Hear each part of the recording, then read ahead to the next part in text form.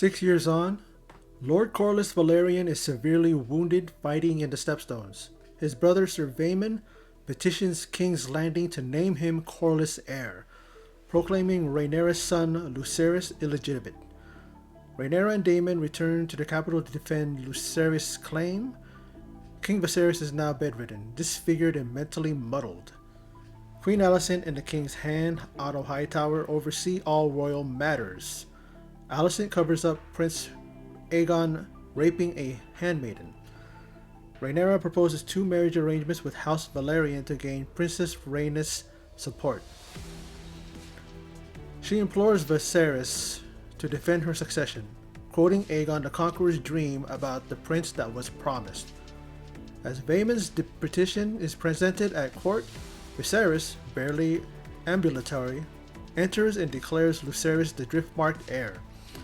Daemon beheads Vaemon when he denounces Rhaenyra as a whore and her children bastards. The family appears to reconcile during a feast, but after Viserys departs, Aemon incites a fight by insinuating Rhaenyra's three eldest sons are illegitimate.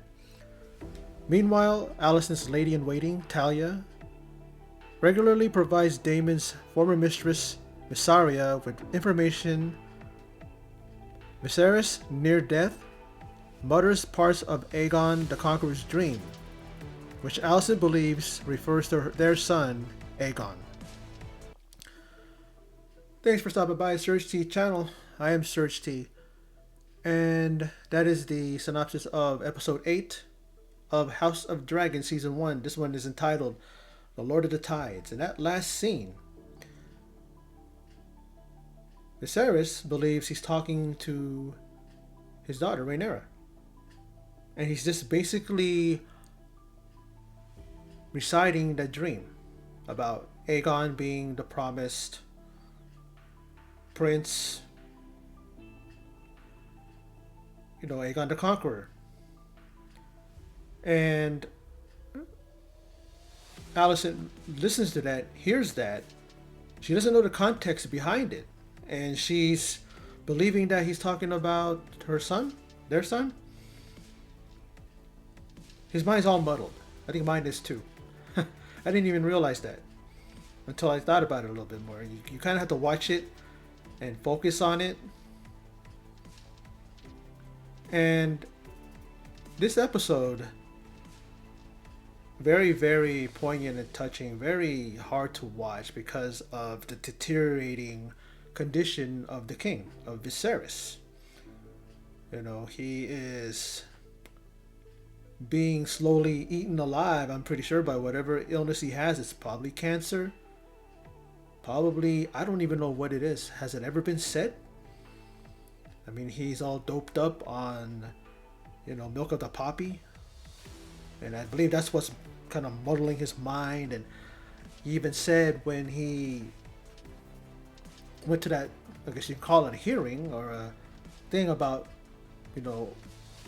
Vaemon declaring his fact that he's the only heir of Corlys, that he is the rightful heir and the rightful person to, inherit everything. And then you have Rhaenyra, who declares her sons, since that is Corlys' grandsons, although we know that Laenor is not the biological father.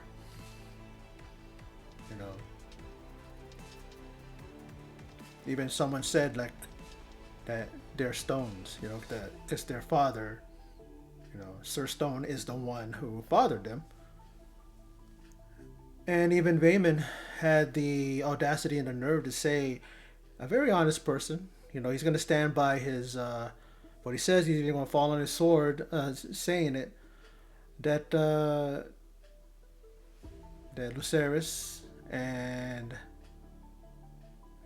his brother are bastards, and their sister too. And he even goes and one step further and says, and your daughter Rhaenyra is a whore. And remember what he said in the last episode: if anybody questions the legitimacy of his grandsons and their rightful place in being heirs of Driftmark, or just in case, just in the overall thing of like, questioning their legitimacy, he's going to have their tongue. He says that very thing in this episode after, Vaemond says what he says. And as he says that, all of a sudden, the top part of Vaemond's head comes off, and you see the tongue, as his body falls, you see the tongue right there on top of of what's left of his head. And then Daemon's like, hey, he can keep his tongue. And then all of a sudden, it's like the next thing you know, they're at a dinner. Nothing happened to Daemon. I mean, even though those guards there that were telling him to drop his weapon, he's like, okay. Doesn't. I'm like, it just things just happen. And it's just like, another day at the office, And even Rhaenyra and Daemon have 2 children named Aegon and Viserys. He's happy to see them, her father, but in the state that he's in and looking very ghoulish, his grandsons are in tears. They're like scared. Reminded me of like the Phantom of the Opera. He had that mask on, and he wanted to look on them with his own eyes, and he wanted them to look at him as he was. When he takes it off, and I'm saying, he wants to look at them with his own eyes, but one eye's missing. I mean, it's gone. It's side of his face is like, it looks like Two-Face from DC, from one of the villains from the Batman thing, and very, very creepy, very just. I'm thinking that's how bad. I mean, we know that he's bad. It's bad, the condition he's in and everything, and his illness is just eating him up, and he's deteriorating. But then you see the depth of it. The eyes is gone. Side of his face is just like sunken in. Both sides are like sunken in, and then it made me think that Paddy Constantine, who plays him, and kudos to him, and I hope he gets recognized for. I mean, they already had like the awards go come and go. I think there's a few more coming up. I don't think he was ever nominated. Emma Darcy, who plays the older Rhaenyra, she was nominated. I believe for Golden Globe and for the what do you call it, the Critics' Choice, I guess, the recent one. And he really gave an amazing performance. I mean, you know from the beginning when you watch this that something was wrong with him.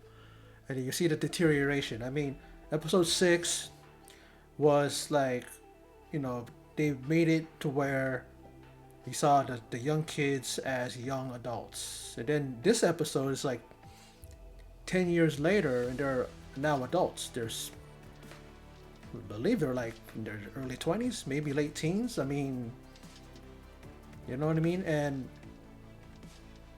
it's like, you see them now, you see Aemon with this patch on, and you see the scar there. And he looks menacing. He looks like a badass, like someone who you don't mess with. And you see it in here. I mean, even though they were on their best behavior and they were like making everything great with Viserys present, they're like, toasting each other, and even Rhaenyra and Alicent looks like they, made up because they love each other from the past. They were good friends, close friends. They grew up together, and then it was all about the politics of the of the being king and queen and all that stuff. They kind of grew apart because of what was expected of them and what their men were telling them to do and making them do. And then you see kind of like a mock, toasting of each other with the kids, with the uncles of Aemon and Aegon, and then their nephews, Jace and Luke. Jacaerys and Lucerys. I like how they kind of made it Luke and Jace, because it kind of makes it a little more, to remember. Even though I do remember their names, but it's kind of makes it quicker. It's like it's more of a nickname and a shortened name.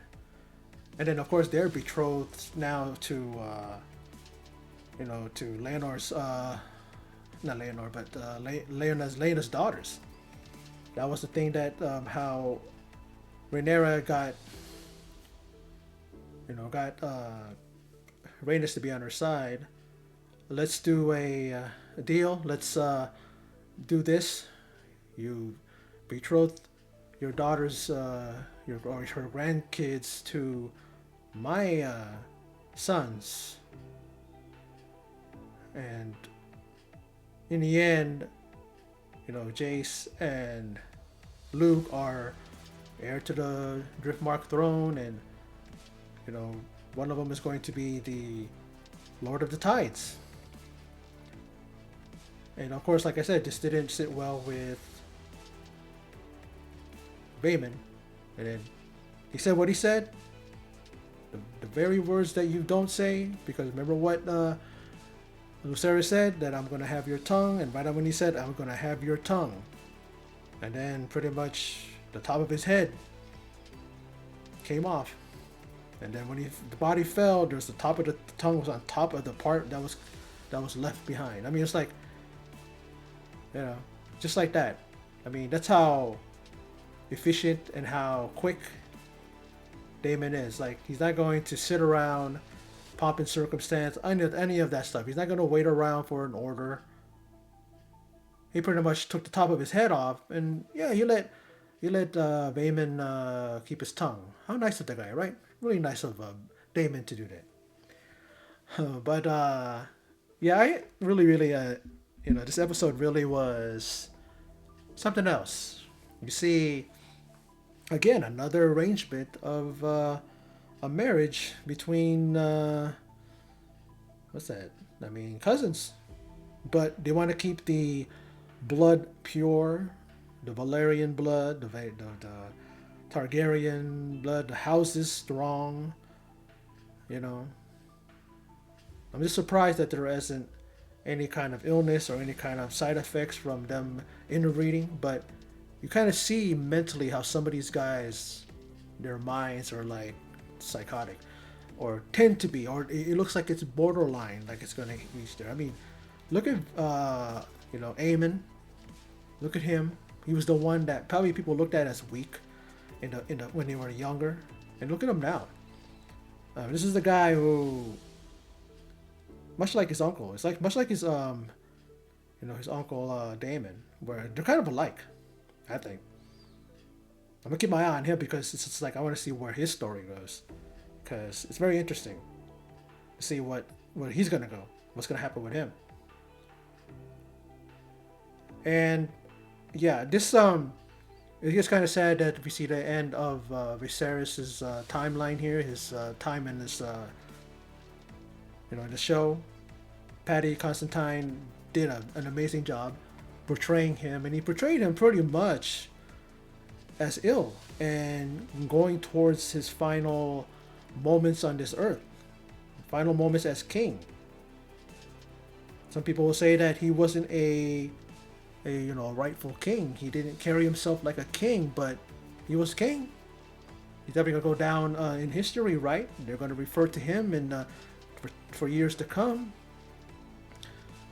And like I said, Paddy Constantine did a really good job. And I don't know if he ever was a nominee for anything, but I know the major awards I've seen, I just know he wasn't recognized. Maybe I'm mistaken, but he really, really did. I mean, he really gave an amazing performance, season 1, and he will no longer return to this role, but he left behind an impression. I mean, really one of the best performances, especially when it comes to the type of role he's doing, that is of a king. In a TV series, even those in a movie and all that stuff, he's right up there. I think he's definitely going to be remembered. An amazing performance, like I said. Everybody in this movie, in this series does an amazing job. And just to see where it's going now, it's like now 2 more episodes left. And I saw the preview, and it looks, for the next episode, looks very, very interesting. It looks like, the next episode is titled The Green Council. Now, that is the colors of the High Towers. So, what's going to happen with that? What's going to transpire and take place. And I'm just thinking that the Jason, his brother Luke, and then Aemon and Aegon are. It's not going to end well for those four. There's going to be something where one of them are going to die, the other ones are going to get maimed, or something's going to happen because they're on a collision course. You see it coming from a mile away, and there ain't no way that you're going to be able to stop it because something's going to happen. And just wait and see what happens with that. It's just, now that Viserys is gone, does that mean that everything's just gonna go, crazy and all over the place, and it's not going to be any kind of order or any kind of sanity anymore? It seems like he was the glue that held them together, but we'll just see what happens and see if these guys do hold true to their tributes, or were they just doing that, or their toast because of Viserys' presence. But then when you left, you saw what happened. But that right there is my recap and thoughts on episode 8 of House of the Dragon, titled Lord of the Tides. I enjoyed the episode, and I don't think that any episode has let me down. It's a very good show so far. We got 2 more episodes, and I'm looking forward to seeing them through, and then reading news of what's going to happen once there's announcements of season 2. So we'll see what happens with that. But anyway, that's my video. Hopefully I covered everything that I need to cover. And like I said, that's my video. So for those of you who stopped by and checked it out, I appreciate it. And in closing, and as always, take care.